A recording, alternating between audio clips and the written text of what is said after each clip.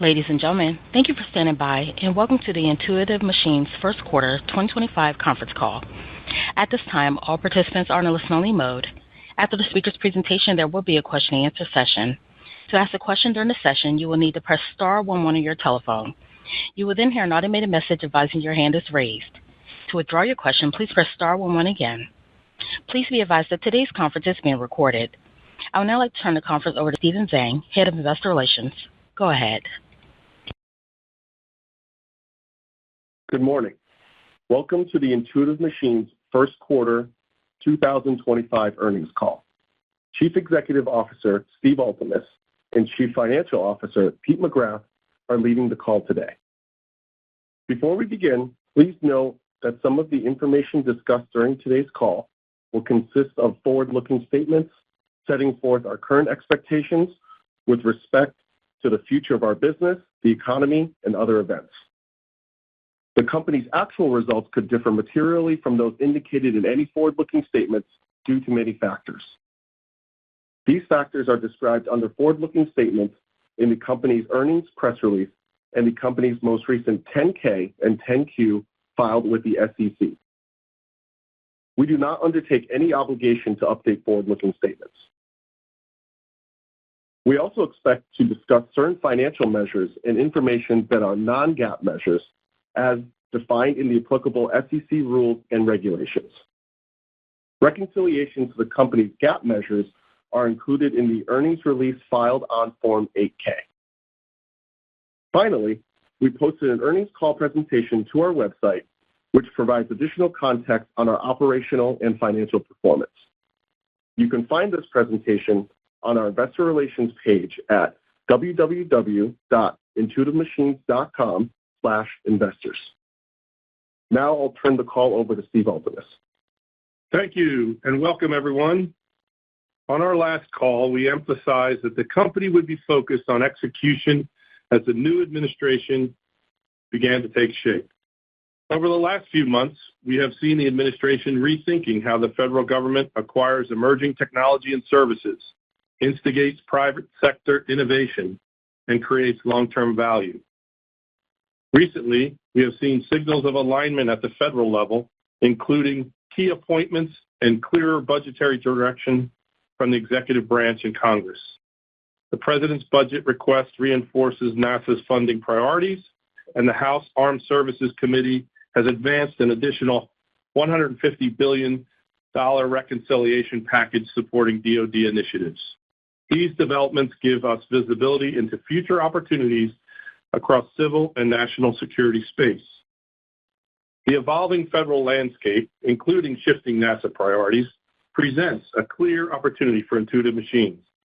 We're leveraging our proven performance and speed to market across LTV, NSNS, and CLPS, the track record of stretching the federal dollar through innovation that scales to expand into adjacent markets like national security space and other non-lunar domains. This diversification and track record builds on our core strengths and positions us as a broader infrastructure and data services provider across the space economy. As we anticipated last year, the Artemis campaign is evolving. Nominated NASA Administrator Jared Isaacman has articulated a bold dual-track vision to pursue lunar and Martian exploration, with Artemis as a stepping stone. We believe this vision, reinforced by the President's recent NASA budget request, signals continued support for deep space initiatives that Intuitive Machines is built to serve. Our technologies, developed through projects like CLPS, NSNS, and LTV, are designed for applications across both Moon and Mars. While Congress continues to debate potential reductions in NASA's science budget, we remain confident in the resilience of our core exploration programs. CLPS initiative and the LTVS program are progressing with 3 delivery procurements planned this year, and our major contracts are aligned with national priorities and long-term strategy. As part of this alignment, Intuitive Machines was invited to testify before the House Space and Aeronautics Subcommittee on NASA's CLPS initiative. In my testimony, I highlighted how CLPS drives innovation and reshapes the cost of exploration. I also highlighted the opportunity for larger, bulk buy CLPS task orders, showcasing how NASA's early investments in commercial lunar services set the stage for broader participation across various government sectors. For example, through our NSNS contract, we're extending the benefits of this model by enabling other federal agencies beyond NASA to utilize our data infrastructure and payload delivery services on lunar orbit missions. This strategic approach of leveraging NASA's infrastructure investments to support national security space exploration goals exemplifies how the CLPS model can scale to meet the needs of diverse government initiatives. As part of our ongoing efforts to diversify into national security space, the first quarter saw meaningful progress under our stealth satellite and orbital transfer vehicle programs. Additionally, we recently secured a key contract award for an Earth reentry vehicle, broadening our footprint across the space domain for new government and commercial customers. Leveraging our lunar lander architecture, the orbital transfer vehicle is designed to deliver payloads to multiple orbital regimes. We initiated Phase 2 activities under a letter contract with a government customer, with the full contract scope expected to be finalized by the end of this month. We continue to advance next-generation technologies that can transform spacecraft operations in orbit. In the first quarter, we prepared to complete Phase 1 of the Air Force Research Laboratory's Jetson contract, focused on developing a low-power nuclear electric propulsion system designed to enable stealth-like satellites without the volume or visibility of traditional solar-powered systems. Intuitive Machines is the sole contractor selected for this program, and we anticipate exercise of the follow-on option later this year. In the days following Q1, we completed a study to transition the on-orbit satellite servicing and manufacturing mission to geostationary orbit for the Space Force, a move that would diversify our revenue base in alignment with the anticipated 2026 budget growth for national security space. We'll continue to support the study through May and expect a government decision later this quarter. Transitioning to an adjacent strategic horizon, Intuitive Machines is advancing a critical new capability, Earth reentry. This effort supports our long-term vision to deliver end-to-end space services from the lunar surface to precision return on Earth. In the days following the first quarter, the Texas Space Commission finalized the contract awarding Intuitive Machines $10 million to initiate development of a precision Earth reentry vehicle and microgravity research laboratory. This technology is expected to serve as a key element in the architecture for our future Moon and Mars sample return missions. This initiative also demonstrates a forward-leaning funding model using state investment to catalyze commercial and federal participation. Alongside the $10 million state commitment, we're working to secure additional funds through a diverse pipeline of biopharmaceutical customers and strategic government stakeholders. Our approach will include proprietary precision landing technology, differentiated from traditional ballistic reentry, and builds on a strategic partnership with Boreon that we announced in 2023 to accelerate investment and commercialization in microgravity applications. While we continue to diversify outside of NASA, we are simultaneously advancing and executing on our data transmission services. Under NASA's NSNS contract, we completed a key customer verification milestone and recognized $3 million in revenue during the first quarter. Entering the second quarter, we were issued an additional task order valued at $18 million for the next 2 Near Space Network services milestones, which we expect to complete this summer. In parallel, we are actively discussing with national security space stakeholders to host multi-agency payloads on our lunar data relay satellites. The lunar data satellite constellation portion of NSNS is designed to provide secure and continuous connectivity for navigation, command, and control of spacecraft for a wide array of customers while driving higher margin recurring revenue streams. To complement the satellite constellation, Intuitive Machines operates and provides data analytics services for the Lunar Reconnaissance Orbiter Camera and the Shadow Cam. As part of this activity, Intuitive Machines stewards the repository for virtually all U.S. lunar imaging and mapping data collected to date. By pairing high-resolution lunar imagery and analysis with real-time data relay and positioning from our satellites, Intuitive Machines is working to build the foundation for a lunar navigation operating system, enabling secure mobility, route planning, surface navigation, and logistics coordination across government and commercial lunar missions. Our first data relay satellite deployment remains on schedule for a launch along with our IM-3 surface delivery mission in the first half of 2026. In the first quarter, we landed our second lunar mission. The IM-2 mission landed further south than any mission in history, in an area surrounded by mountains and perpetual low-angle sunlight, conditions no lunar spacecraft had ever previously navigated. We now have first-hand operational data from that region, and we're using it to harden our systems and inform how the industry approaches this part of the moon. IM-3 progress continued in the first quarter. We completed payload testing, including testing of NASA's 3 Jet Propulsion Laboratory-developed rovers. The mission is destined for Reiner Gamma, a mid-latitude region of the moon, and one of the most distinctive and enigmatic natural features of the moon, known as a lunar magnetic swirl. As momentum builds for IM-3, it's important that we stay transparent about the technical outcomes of each flight and the real work we're doing to make our systems better.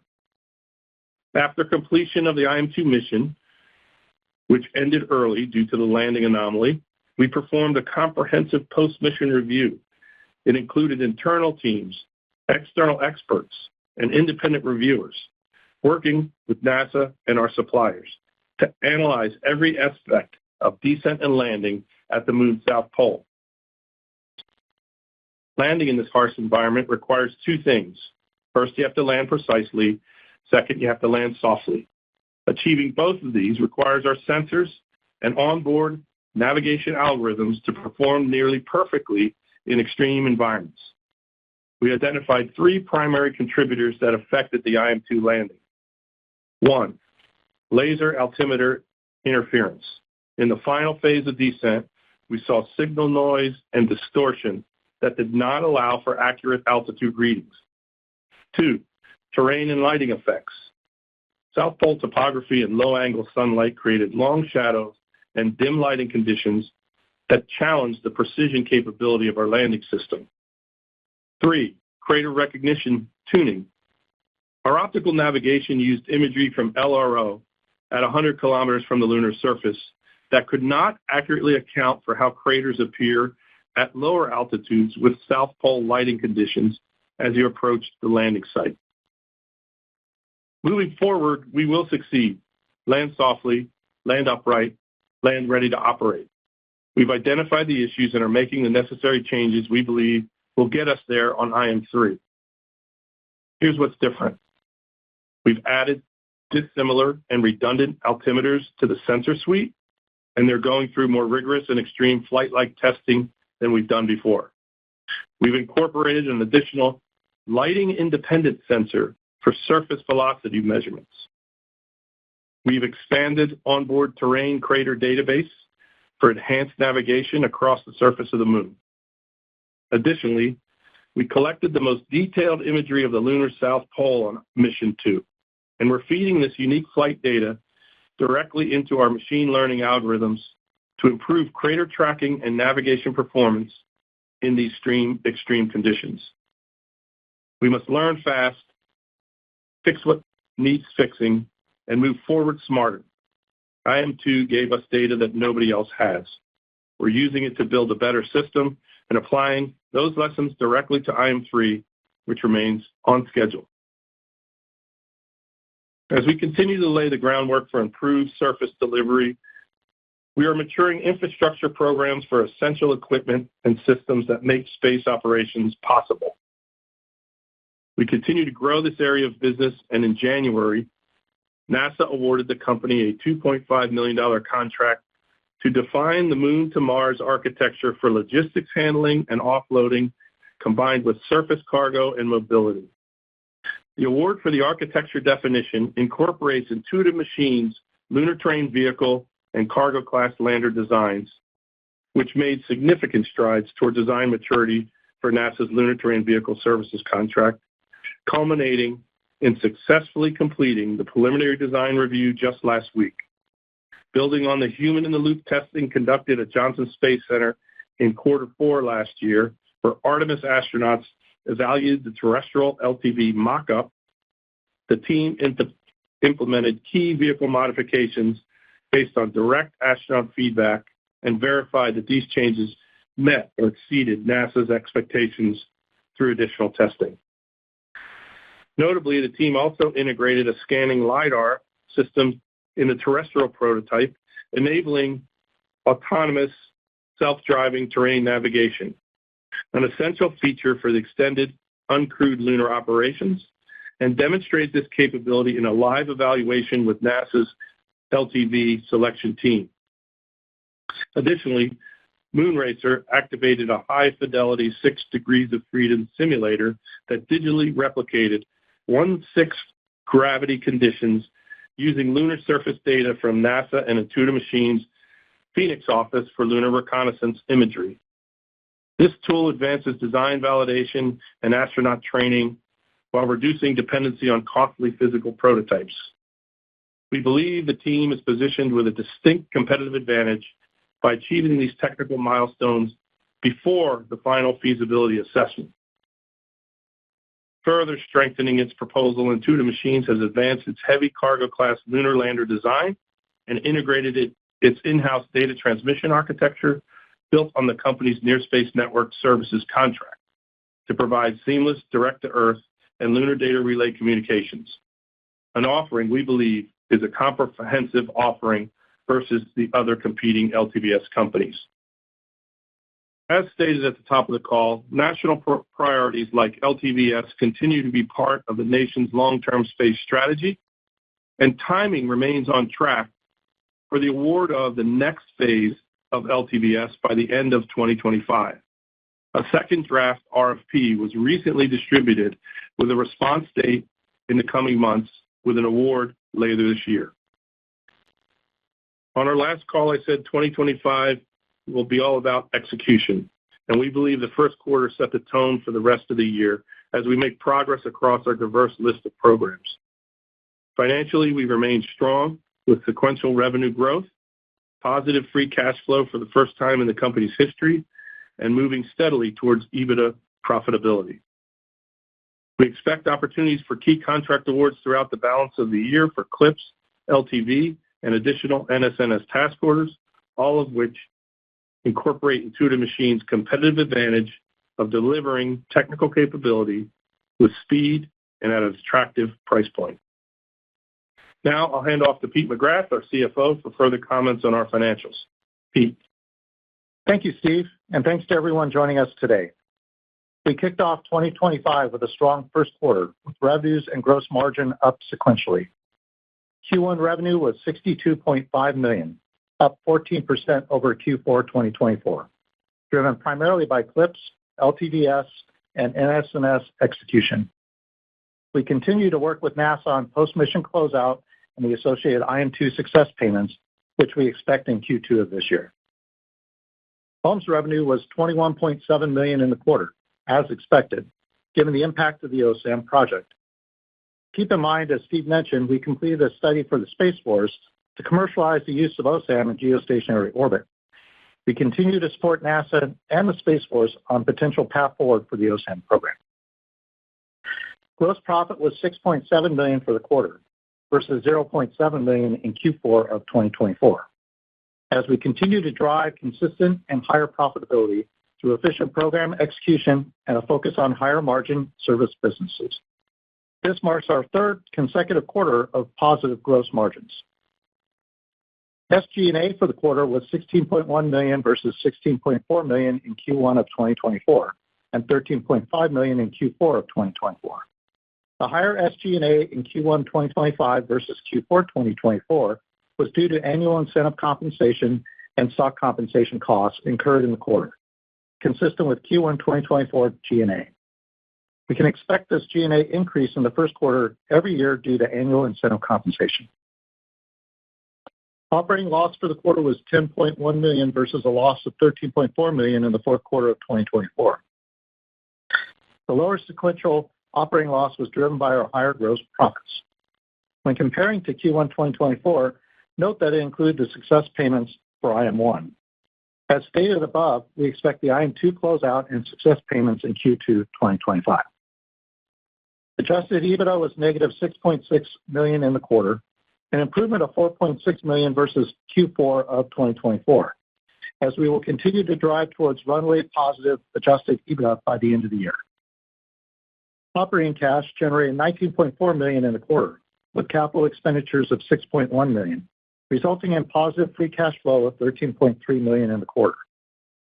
Positive operating cash was driven primarily by timing of milestone payments received for IM-3, IM-4, and the LTV, in addition to our improved gross margins. We will continue to see fluctuations due to the timing of milestones, but are trending towards free cash flow positive in the long term. CapEx was driven primarily by the investment in our first data relay satellite. Going forward, we expect to see continued CapEx for our 5-satellite constellation around the Moon and our ground network in support of NSN. These CapEx levels will be offset by higher margin revenues from the NSNS program. Our cash balance significantly increased in Q1 to $373.3 million. This increase was driven by the redemption process of our $11.50 strike price warrants, which brought in $148 million of cash to the company and our positive free cash flow. We now have no outstanding $11.50 strike price warrants. In the first quarter, we opened a $40 million credit facility with favorable financial terms. This facility remains unused and is meant to smooth out working capital ups and downs as we work through the timing impact of milestone payments for our programs and our cost schedule. With access to over $400 million in capital, coupled with no debt and improving profitability, we continue to believe we have more than sufficient capital to fund our current operations. In terms of capital deployment beyond current operations, we will remain opportunistic on strategic M&A while also evaluating internal investments to accelerate growth and drive long-term shareholder value. We ended the quarter with contracted backlog of $272.3 million, compared to $328.3 million in the fourth quarter of 2024. As noted in Q4, we are executing the contracts that were awarded in 2024 throughout 2025. Expect the next major awards in the second half of 2025 and first half of 2026. In April, we did receive Task Order 2 for NSNS for $18 million, a grant from TSC for $10 million, and a letter contract with a not to exceed of $3 million on an orbital transfer vehicle prior to definitizing the full value of the $11 million Phase 2 contract. These recent awards will be included in the second quarter reported backlog.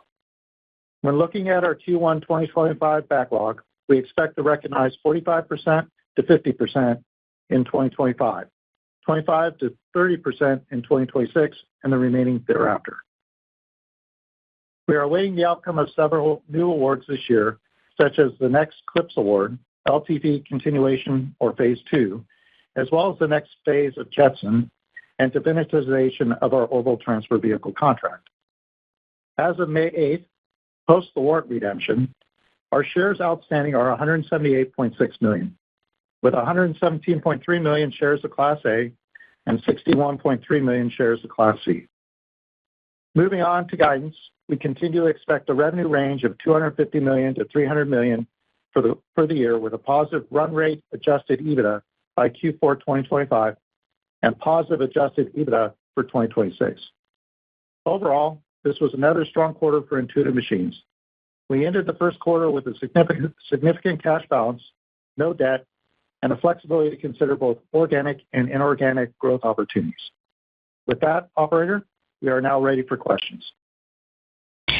As a reminder, to ask a question, please press star 11 on your telephone and wait for your name to be announced. To withdraw your question, please press star 11 again. Please stand by while we compile the Q&A roster. Our first question is from Austin Moeller with Canaccord Genuity. Hi, good morning, Steve and Pete. Just my first question here. I know you had talked about the defense opportunity. Do reductions to the planetary science budget or Earth science budget impact the revenue opportunity from any of the NASA payload deployment awards you've been getting? Ladies and gentlemen, please stand by. Your conference will resume momentarily. Once again, please stand by. Your conference will resume momentarily. Speakers, you may resume your conference. Okay, apologize for that. We lost the link there, but Austin, I was talking about the CLIPS program and our interactions with the Science Mission Directorate. There's two procurements that are coming out this year, second half of the year. One is CS6, which we expect to be awarded in the July timeframe for a delivery, and then one later in the year for a second Science Mission Directorate award. So we do not see a direct impact into the CLIPS budget, our point of entry into science, based on the President's budget. Okay, and just a follow-up, considering the SLS program may have considerable changes, is there any risk of the LTV delivery on a Nova-D lander for either Artemis 3 or beyond being changed or delayed due to the need to procure an alternative launch vehicle?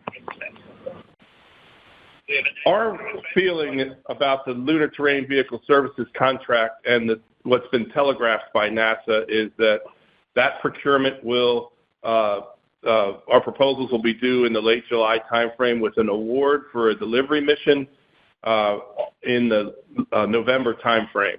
That's what NASA's been talking about. If you recall, our Nova-D heavy cargo lander with our LTV vehicle itself flies on a Falcon 9 Heavy, and so there's no requirement for an SLS whatsoever. So it's a very nice packaging with the launch vehicle, the heavy cargo lander, and the LTV to get autonomous roving assets to the moon. And what's important about that is that this continues our Moon Mars strategy, which says learning about how to operate and do autonomous mobility on the moon is directly applicable to programs that would need the same capability at Mars. And so we're confident that the LTVS procurement is moving forward in spite of the changes to the Artemis program with SLS, Orion, and Gateway. Excellent. That's very helpful. I'll pass it back there. Thank you. Our next question is from Edison Yu of Deutsche Bank. Hi. Good morning. Thank you for taking our questions. Wanted to ask about just your very high-level view on the reentry vehicle. There's, over the last, 5 years, there's been lots of attempts to do some type of orbital transfer vehicle, space tug. How does one differentiate in that category in your view? So we talked about two things. We talked about a Texas Space Commission grant for our Zephyr program, which is a guided precision reentry vehicle that has a unique arrow shape that we've been cultivating since 2022. The other one we talked about was an orbiter transfer vehicle to deliver payloads into orbits in cislunar space. The orbital transfer vehicle competitive edge is the cryogenic stage that we use as Nova-C for the lunar landing that has now been modified to serve as a transfer stage. The reentry vehicle, though, is unique in that ballistic entry capability is what's been out there. We have a lifting body which actually has cross range and down range to be able to land with precision, I'd say roughly about 50 meters accuracy, so it can touch down in a runway setting anywhere in the world. So it's got a strategic component to it, and we can use it as a rapid in-space laboratory to deploy biologics and pharmaceutical and smart chip payloads to orbit and bring them back with precision. And the differentiator in particular, besides the precision, is that it lands with soft touchdown, 3G or 3 gravity touchdown, not the high impact touchdowns of ballistic capsules. Understood. And then I guess kind of related, nuclear propulsion. I know you're doing some work around that. What's your sort of vision on how that plays out in space? I think there's other companies working on it, but generally I guess it's perceived to be much further out. What's your latest view on that? Well, I think there's several different aspects to it that we've been working on and been fairly visible with. What I talked about was the AFRL Jetson low power program, where we use a radioactive nuclear material to generate a power source that replaces essentially solar arrays. And so you can put that small satellite in a very small package instead of the higher volume, higher visibility, large solar array driven satellites, and allows us to transport while we're operating payloads. So it has an abundance of power level. That's the beauty of nuclear fuel that runs a Stirling engine.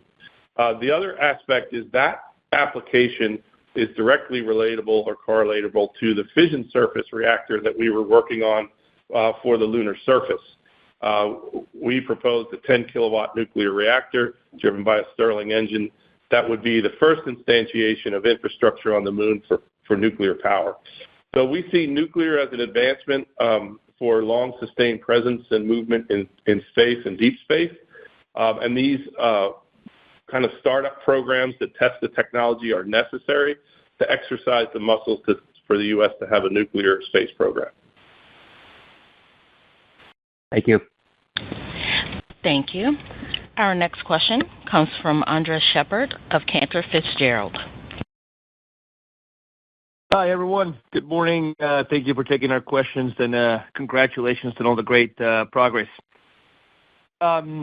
Steve, I'm wondering, I know you touched on this on your prepared remarks a little bit, but wondering if you could maybe just elaborate a bit on the IM-2 milestones that you expect to recognize in Q2, including the success payment. Thank you.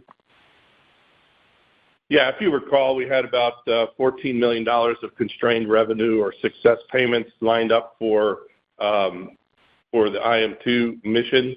That mission was partially successful. It was abbreviated. I talked about that. We're working with our customers. NASA has multiple customers and commercial customers to work the closeout payments. We expect about half of those to close here in this quarter, maybe in a little bit into quarter 3, but it's on the horizon. Getting those contracts closed out and buttoned up is what we've been focusing on here. So that's really where we expect to end up after it's all said and done with Mission 2. Got it. Okay, that's super helpful. Appreciate that.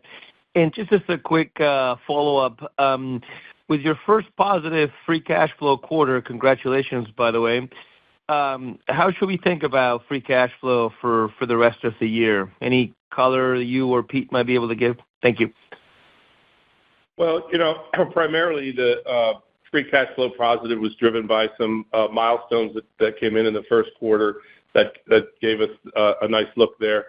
We do see, that our free cash flow or receipts will still be lumpy over the year. And so while this is a positive trend going forward, it's not absolute, until the free cash flow estimate in 2026, where you can see it consistently. Got it. Awesome. Thank you so much, and congratulations again. I'll pass it on. Thank you. Sure. Our next question comes from the line of Ronald Epstein with Bank of America. Hey, yeah. Good morning, guys. Morning. How do things work for you all if we end up in a continuing resolution for fiscal 26? Because, my understanding is that that's a possibility. So how does that work for you if that were to happen? Yeah, I think we're fairly unaffected with a continuing resolution in that there's no real new program starts for us. We have existing initiatives and programs in our major contracts with NASA. We are interested in what's going to happen with the reconciliation bill and see that come forward and what that effect that has on the DoD budgets. And that's one that we're still waiting to see how fast that would be distributed and allocated against contracts, programs, and procurements. Got it. And then I could have been mistaken here, but I was under the impression that the IM2 success payments were going to be originally in 1Q. Now they're going to be in Q2. What gives you confidence they're going to be in Q2, and why did they slip from 1Q to 2Q, if indeed that's right? Yeah, it really, I don't know if it flipped, but Mission 1, we closed success payments in Q1. If you recall, we launched earlier in the year for Mission 1. We launched a little bit later here for Mission 2 in the quarter. And then we have a number of diverse customers and contracts associated with the success payments. Each one of those has to be closed out individually. And so NASA, in particular, there was a Science Mission Directorate CLIPS contract. There's a Space Technology Mission Directorate 3 contracts. Each one of those has to be reworked, and they took different approaches in the 2 mission directorates. And so that's what's taking the time to get all those closed. But we've been in discussions and dialogue with NASA directly and our payload, commercial payload customers, and that's why we can give you some degree of confidence that that'll be buttoned up near the end of the quarter. Gotcha. And then maybe just one more for me. You mentioned in your prepared remarks a couple times, the possibility for M&A, deploying capital that way. What's out there? How does the market look for space assets, and how are you thinking about that? And when you do M&A, how are you thinking about the time frame for your return on it?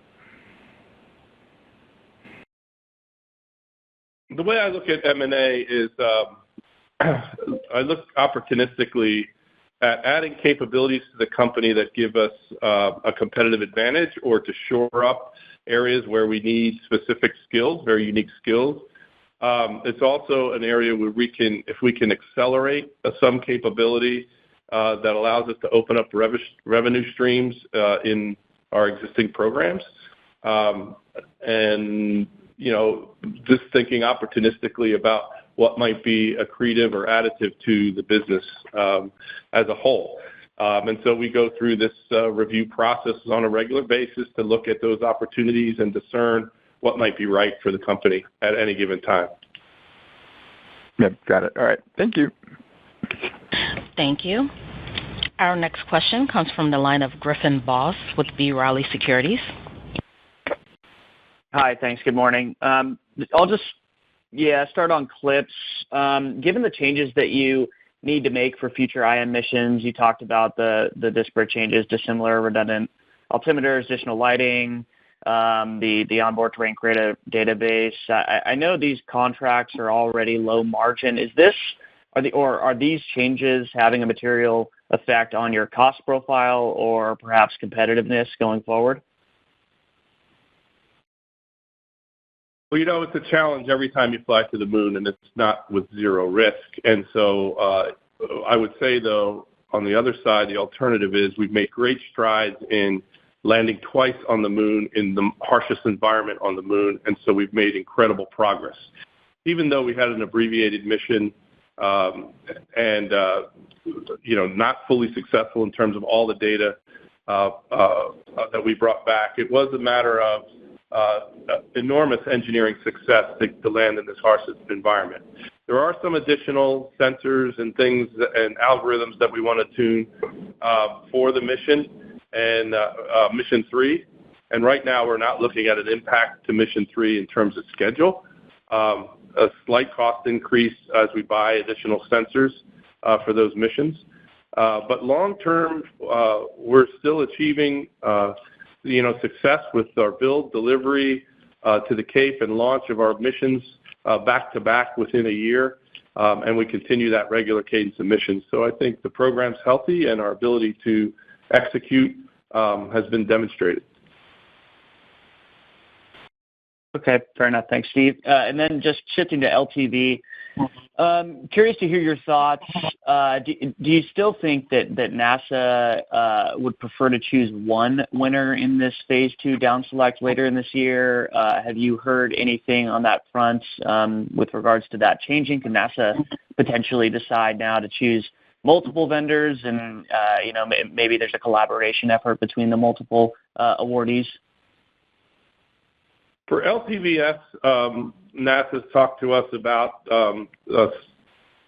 including an option that we've seen in the draft RFP that's come out where they plan to select a vendor for the demonstration mission for delivery of the LTV to the surface, and then the possibility as an option to carry another vendor through the critical design review phase, which is about a year extension to the current phase that's out there. So they are thinking about alternatives of awarding more than one follow-on contract on LTVS.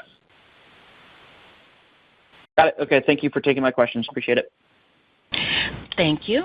Our next question comes from Greg Pendy with Clear Street.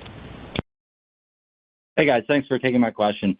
Just one on NSN. Can you just talk about the global competitive environment that you see evolving in that landscape? I believe Europe is making an effort that would be completed on a lag relative to yours, but how does that maybe change the opportunities for commercial revenue opportunities on NSN if more global competitors might be entering the market? Well, I think we're in a fledgling state of near space network or lunar data relay network where the market is emerging. And right now we're talking with those companies in Europe that are looking at participating there, both from the ground station side, and the data relay constellation. And we're talking seriously about standards and interoperability so that we can all work together to put a capability in place, both for data relay communications and for PNT. So right now, the international work is collaborative as opposed to competitive. And right now, I think there's room for successes to raise all boats in that area. That's helpful. Thanks a lot. Thank you. Our next question comes from the line of Suji DeSilva with Roth Capital. Hi, Steve. Hi, Pete. Congrats on the progress here. Can you maybe step back and talk about updating kind of what the key segments are for Lunar, given all the multiple kind of business activities you have, and maybe kind of just going back to the M&A question a little bit. The areas of interest that might fill some of the holes in that product segmentation for Lunar. So I didn't talk about it this time in earnings, but I've talked about it the past couple of times, in that the three pillars of commercialization of the lunar economy, and that is the delivery services, the data services, and the infrastructure services associated with opening up that economy. Delivery services include things like rideshare, as well as landing on the moon, rideshare payloads, and things like the orbit transfer vehicle and the reentry capability. You think about all of those as a transportation leg or access to and from the moon. So that all fits within that pillar. The data relays, the PNT, the navigation, all of that, is pretty self-explanatory with NSNS. And then with the infrastructure as a service, you see also that we're doing the LTV, and we also work, fission surface power for the surface, which is not necessarily aligned by nuclear space. It's just infrastructure as a service. The Jetson work that we were talking about falls into lunar access or delivery services, because we're using that satellite to position in different locations in space. So it is still all aligned with the three pillars of commercialization. It's just because we are able to do the hard thing first, like land on the moon, we're able to branch into other adjacent customers, adjacent markets that kind of feed the whole stack of domains in space, from LEO to GEO to XGEO to cislunar. And that's where you're seeing our expansion occur. Okay, appreciate that review there, Steve. And then you talked about higher margin service business in the mix. Can you talk about where it is in the mix today, where it's coming from and what it can be in the mix 12 to 24 months out? I know it's higher margin. At what point does NSNS inflect up from the current levels that it's at today, potentially? I'll let Pete take that one. Yeah, so really the high margin business is being driven by things like the near space network services, because what we're doing there is basically we're building out a verification capability to verify performance with NASA, but we're building the assets, their capital assets that we own, and then we're going to be selling them as a service, and they're higher margin services, more like you typically would see with a Globalstar Iridium type satellite servicing network. And so that's where the higher margin business really aligns. And that's what's really, we mentioned a little bit about, lumpy cash flow. The milestones do come in timing that doesn't always line up with the milestones on the contracts. And that kind of drives that lumpiness in the cash flow. We are still, with that higher margin business, driving towards that adjusted EBITDA positive at the end of the year, and then we'll be EBITDA positive next year, adjusted EBITDA positive next year. Free cash flow, those will still be a little bit lumpy, and that's something we're focused on long term, which will be generated primarily by these higher margin business. Okay. Thanks, Pete. Thanks, Steve. Sure. Thanks. Our next question comes from the line of Josh Sullivan with The Benchmark Company. Hey, good morning. Morning, Josh. So, on the war chest here, there also appears to be some disruption coming to SLS and other NASA legacy projects. How are you looking at, your organic opportunities to grow and adding people, versus those comments on, looking at M&A? Just trying to get a sense of, is it more attractive for the opportunities you've developed or, filling those technical holes?